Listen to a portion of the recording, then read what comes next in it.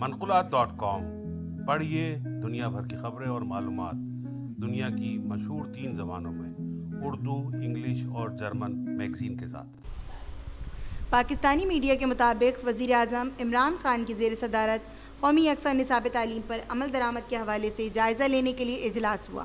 اجلاس میں وفاقی وزیر شفقت محمود، معاون خصوصی ڈاکٹر شہباز گل، پارلیمانی سیکریٹری محترمہ وجیہہ اکرام اور وفاقی وزارت تعلیم کے سینئر افسران نے شرکت کی۔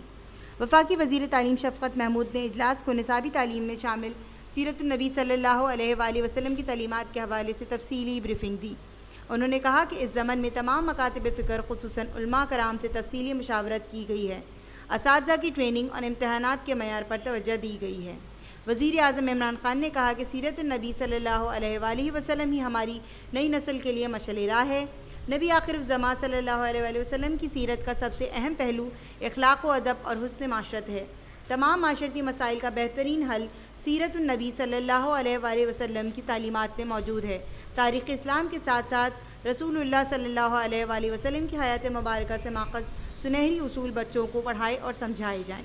وزیر اعظم نے ہدایت کی کہ قومی یکساں نصاب تعلیم پر عمل درآمد کے عمل کو صوبائی حکومتوں کے اشتراک سے جلد مکمل کیا جائے۔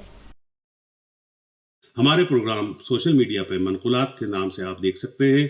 یوٹیوب پہ منقولات کے پروگرام کو لائک کیجئے اور باوقت برخبر رہنے کے لیے ہمارے چینلز کو سبسکرائب کیجئے اور بیل آئیکن کا بٹن دبانا مت بھولیے۔